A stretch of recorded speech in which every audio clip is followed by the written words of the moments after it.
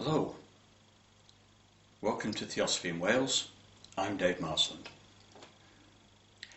Etheric vampires. Well, etheric vampires, they don't need to live in castles in Transylvania, and they don't need to be mortal. They don't even need to be extremely weird people.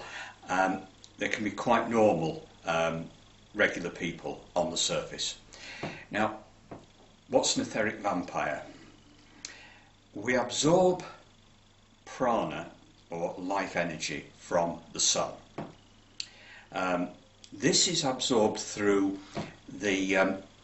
there's several terms for this. I'll use the term etheric double, but sometimes in Theosophy you'll find the term astral body, normally used by H.P. Blavatsky.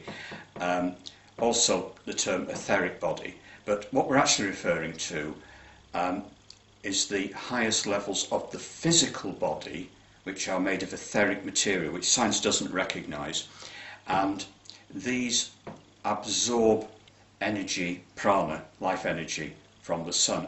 The term body of prana and vitality body are also used. Okay, that's how the prana, life energy, comes in and your body uses it. Now, that's great. It's your energy, it's yours to use. Unfortunately, there are people who have a dysfunction in their etheric body, and they can't absorb life energy, prana, and they can't retain it. And what they do is they don't know they're doing it. They leech energy from others, completely unaware of it normally, and the energy that they leech from people is dissipated and they need more.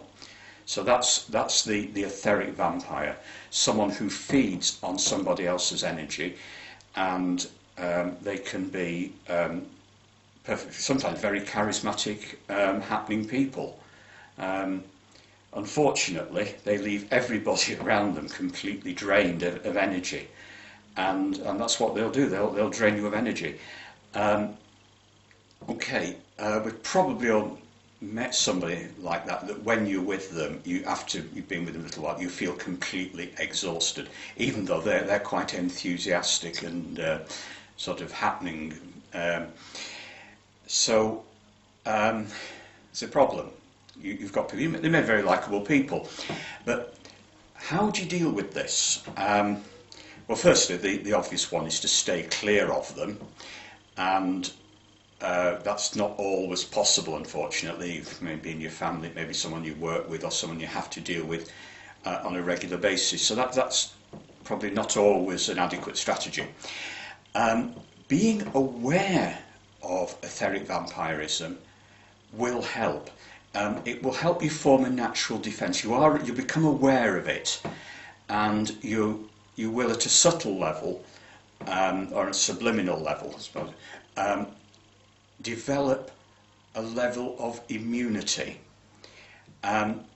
Also, if, as this happens, the etheric vampire may find they're not getting the energy from you and may try somebody else. Unfortunately, someone else has got the problem. But there probably is an element of people who are easier to drain energy from, probably attract the attention of the etheric vampire more readily. Now, another thing you do is visualization of a protective dome of white light about yourself.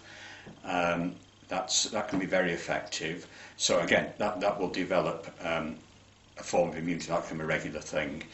Now, if you're doing a work on this, then you'll probably find that you can spot an etheric vampire at 200 yards. You'll see them as soon as they come into the room, and so you're already, your defences will be up to deal with it, and that's with a level of meditation and inner work on the subject that you will form within yourself a defence and an awareness. I think being aware of this is very important. Prana, it's your energy, it's your life energy. it's valuable, so you need to protect it.